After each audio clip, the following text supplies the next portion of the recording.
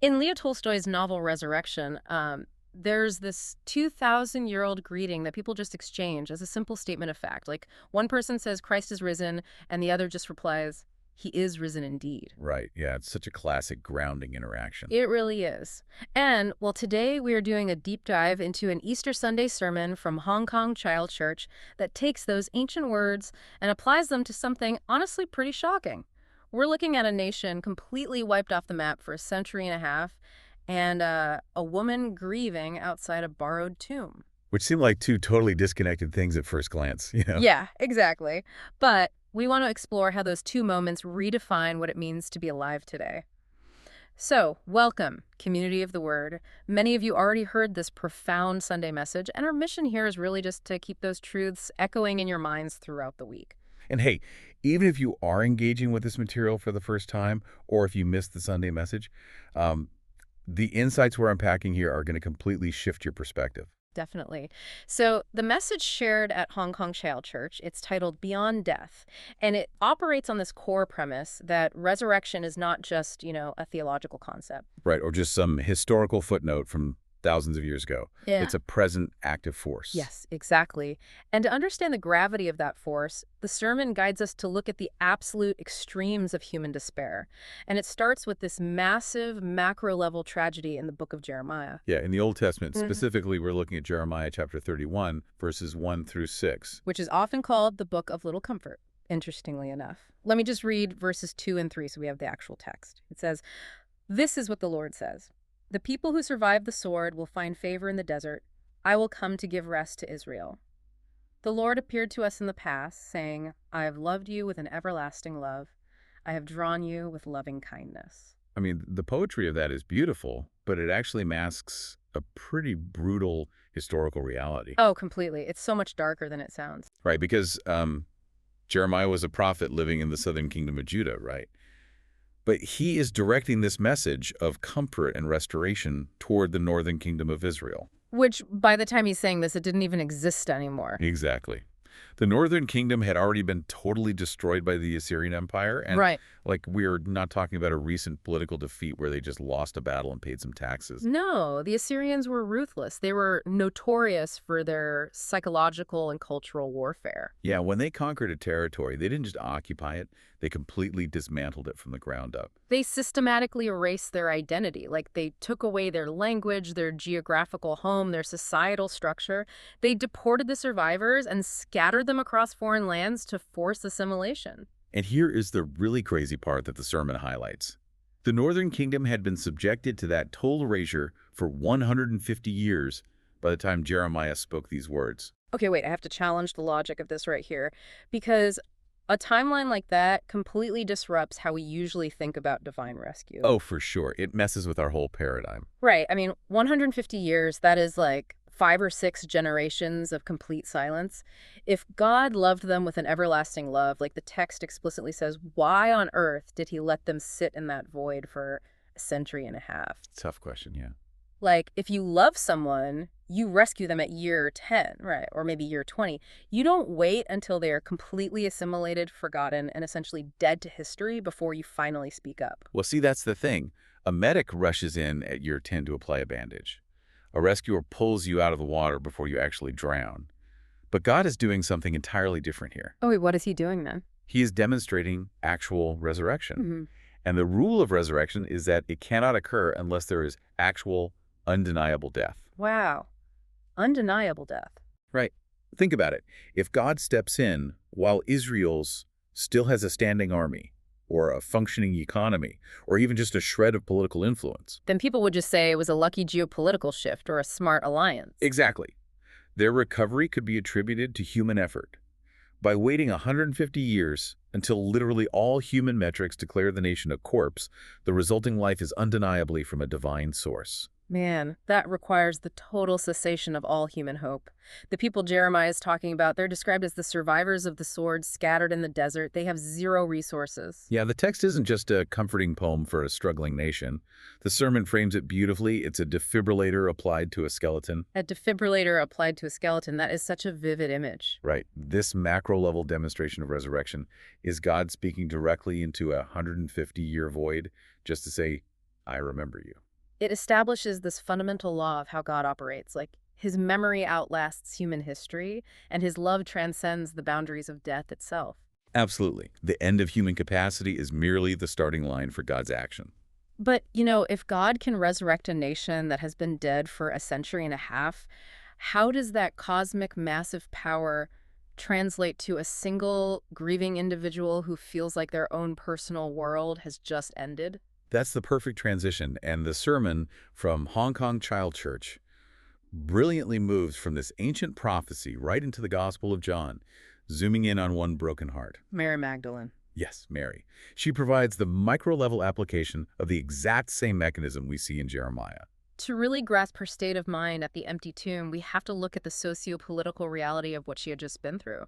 She gave up her home, her family in Galilee, and she followed Jesus all the way to Golgotha. Her investment in his mission was absolute. She gave it everything. Which means her devastation was absolute. I think we often sanitize the crucifixion today, would turn it into this neat, clean, theological transaction. Oh yeah, we totally do. We lose the visceral horror of it. Right. But in the first century, Roman crucifixion was a highly visible tool of psychological warfare. It was designed to do way more than just execute a person. It was designed to execute hope. Yeah, it was Rome's way of creating this giant, bloody billboard that said, this is what happens when you challenge the systems of money and power. We will crush you, and it will do it publicly so everyone sees. And Mary witnessed that billboard being erected. She saw Jesus, who offered this incredible hope to the poor, the sick, the marginalized. She saw him get utterly crushed by corrupt, wealthy, and powerful men. So from her perspective, Friday afternoon wasn't just the tragic death of a friend. It was empirical proof that the world is a rigged game where brutality always gets the final say. It is the ultimate form of burnout. Imagine living inside this sealed, dark room where you believe the sun has been permanently extinguished. That's a great analogy. You're not just sad, you're hopeless. Right, you don't just feel sad about the dark, you accept the darkness as the unchangeable law of the universe. Yeah. So when Mary goes to the tomb on Sunday morning, she isn't expecting a miracle at all. She is going to perform funeral rites for a corpse. Yeah, and when she finds the tomb empty, it isn't a spark of hope for her. It's actually a final, cruel insult from a world that won't even let the dead rest in peace. She is weeping, just completely consumed by that suffocating grief. And then Jesus appears behind her, and she actually mistakes him for the gardener. She asks where they moved the body. And then in John chapter 20, verse 16, we witness the turning point of the entire narrative. And it's so subtle. Jesus doesn't offer a grand theological lecture on the atonement. He doesn't split the sky open or summon a huge chorus of angels. Let me read the verse. It says, Jesus said to her, Mary. She turned toward him and cried out in Aramaic, Rabboni, which means teacher. 2 syllables. He just calls her by her name. This is where that dark room analogy comes back into play, right? Hearing her name spoken by the one who conquered death, it's like someone kicking the door of that dark room totally off its hinges. Oh, absolutely. Yeah. The light flooding in doesn't just comfort her. It logically proves that her entire premise about the dark room was completely false to begin with. Because if Jesus is alive and he knows her name, then the Roman Empire didn't win. The corrupt religious leaders didn't win either. Right. The systems of wealth and power that seem totally invincible on Friday are actually powerless. Her entire worldview is rebuilt instantly. And you realize it is the exact same mechanism as Jeremiah. God calling the forgotten survivors in the desert, and Jesus calling a weeping, hopeless woman in a graveyard. The scale is different, sure, but the everlasting love is completely identical. It really is. And the sermon at Hong Kong Child Church takes this ancient mechanism and applies it directly to the present day, specifically through the confirmation and baptism ceremonies that took place right there on Easter Sunday. Yeah, that was honestly the most striking part of the deep dive into the Sunday message for me. Because, well, we often treat confirmation and baptism as these dry religious formalities. Like ticking a box on a membership form or something. Exactly. But the message reframed these ceremonies entirely. Yeah, taking part in a confirmation ceremony, it isn't just a tradition. It is the modern equivalent of Mary hearing her name at the tomb. Wow, yeah. It is the exact moment God looks at whatever dead, forgotten, or hopeless circumstances you are personally carrying, and he breathes new life into you by claiming you as his own. It is God stepping into your personal 150-year void. Let's break down the mechanics of baptism as it was described in the sermon, because there is an immense historical and legal weight to what is happening there. Oh, definitely. There's so much depth to it. When a person is baptized, it is declared that the names of the Father, the Son, and the Holy Spirit are being added over their own name. And in ancient Roman and Jewish cultures, taking on a new name was never just a symbolic gesture. It wasn't just a nice title. It was an actual transfer of legal protection and sovereign power. Right. Think of a royal adoption decree. Yeah. If an emperor adopts an orphan child off the street, the child's immediate physical surroundings might look exactly the same for a few hours, but their fundamental reality has fundamentally shifted. Because they carry the emperor's name now. Exactly. They are legally untouchable by the local corrupt authorities. So bringing that to baptism, you are walking out of those baptismal waters carrying the name of the one who literally defeated the grave. The names of the divine Trinity are layered over your identity, granting you God's wisdom and his power. And connecting this back to Mary's despair, the implications for the community of the Word are just staggering.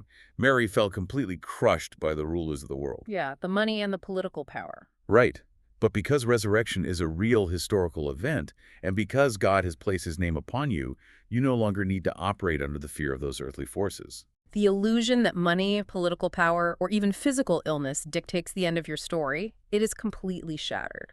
Because if the absolute worst thing the world can possibly do to you is kill you, and Jesus has already proven that death is a door rather than a wall, Then the world holds zero ultimate leverage over you. None. it completely disarms the chaos of the modern world.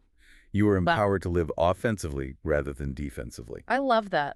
Offensively rather than defensively. Yeah, you aren't cowering anymore trying to protect whatever little you have from a rigged system. You are operating from a place of secured ultimate victory. Because you can endure illness, you can overcome human weakness, and you can defeat despair because you know the actual trajectory of history. Right, and it does not point toward a void. It points toward an abundant banquet of life. The ending of the story has already been written, and it is glorious. As we wrap up this deep dive into the profound message from Hong Kong Cheil Church, we want to leave the community of the Word with a thought to carry into your personal time of meditation this week. Something to really sit with and ponder. Yeah. So I want you to think about the areas of your own life right now. What feels like the 150-year-old forgotten kingdom? What is that specific situation where you feel the heavy, crushing despair that Mary felt standing outside that empty tomb? Now, I want you to imagine if the resurrected Jesus were standing right beside you in this very moment, quietly calling your name into that specific darkness. How would hearing his voice change the way you walk into tomorrow?